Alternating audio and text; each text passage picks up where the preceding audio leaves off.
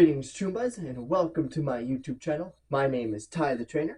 Today, we're going to be looking at the back squat, how to safely execute it with perfect technique to maximize, your muscle activation and your gain. So, without further ado, let's get into it and let's train.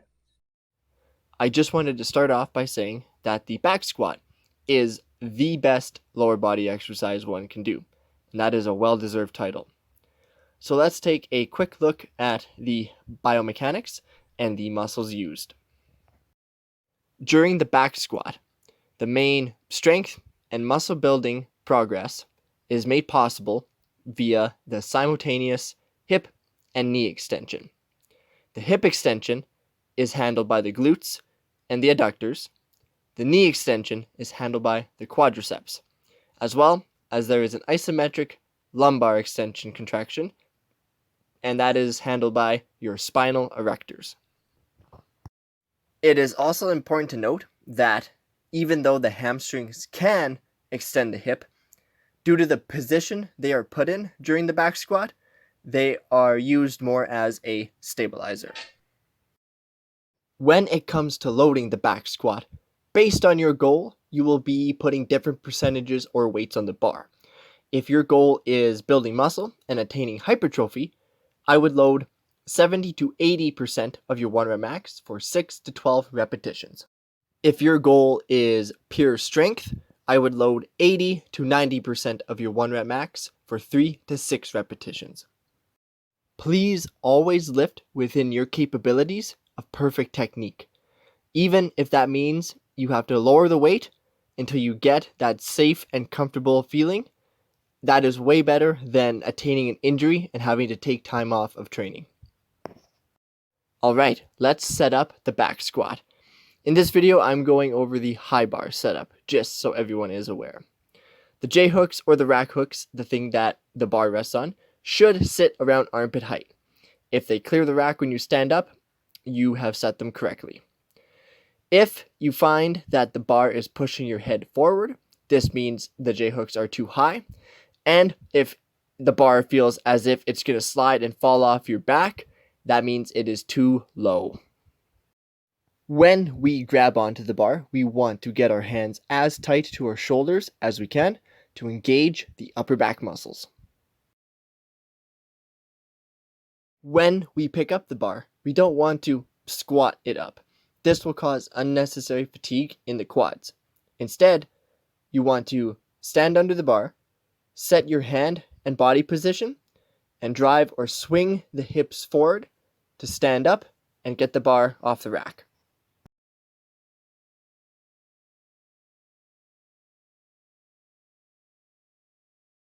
After we have unracked the bar, we're going to take 3 steps to set our stance to maximize energy efficiency.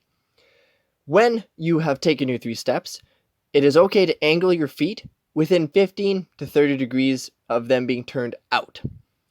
You also want to press into the ground with an equal pressure from your heel, big toe, and pinky toe.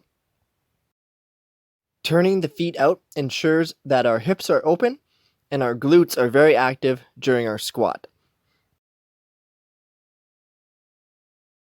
With our upper body, we want to extend our head slightly forward, and we want to angle our arms back so they are not directly under the bar. We also want to take a deep breath into our belly, bracing our abdominals. So, to begin the descent in our squat, we want to start by breaking at the hips and the knees at the same time. You want to push your knees forward and slightly out. From here, you're going to sit your hips straight down. You want to keep an even pressure through those 3 points on your feet I mentioned before, your heel, your big toe, and your pinky toe, while driving your upper back as hard as you can into the bar. Your bar path, if you were to view it from the side, should be in line with the middle of your foot the entire time. Your goal for depth is to get to parallel, or if you have the hip and ankle mobility, hit the ass to grass squat. And For every rep, you want to explode on the way back up as you breathe out and reset your position. All right, Chumbas, and that is how you safely execute the back squat. So I hope that helps you on your path to physical freedom and you're able to reap some awesome progress and gains from that movement. Before I wrap up, this is almost a topic for a whole other video, but just a couple of things that come to mind when it comes to mistakes. So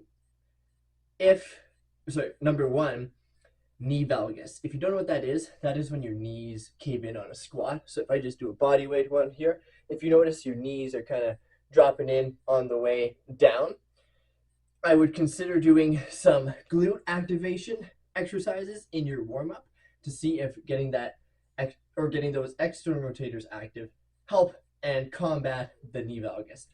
If that doesn't help, I would consider going to see a physiotherapist and see if they can figure out if you have any hip or knee issues that would be causing that. Mistake number two I see as a personal trainer is quarter reps. So when it comes to muscular growth and strength, full range of motion or the required range of motion is most important to get. So this is kind of a 2-in-1 because typically when I see people doing quarter reps, it's because they've gone too heavy, which is mistake number 3. The compound movements, they take time to master, and once you get comfortable with the technique and really good at it, go nuts, go heavy, lift comfortably, that's great. But when you're starting out, definitely tone it down a little bit until you make sure you are ready to complete them with perfect technique. Number 4 would be butt wink. So this is a thing that happens to some people when they drop into the bottom of their squat, where their pelvis gets tilted posteriorly. So obviously, luckily it's not happening to me, but basically your butt would be tucked under your spine. And when you go heavy, it is kind of inevitable. It can happen. I would just be aware of it. And what you could do is if you notice it happening in the deepest part of your squat and you're below that parallel threshold, maybe play with your range. Maybe stop a little bit higher and see if that prevents that from happening. And the final mistake I want to point out is warm up first. The compound movements such as a squat, lots of things are going on. A lot of big muscles are working together.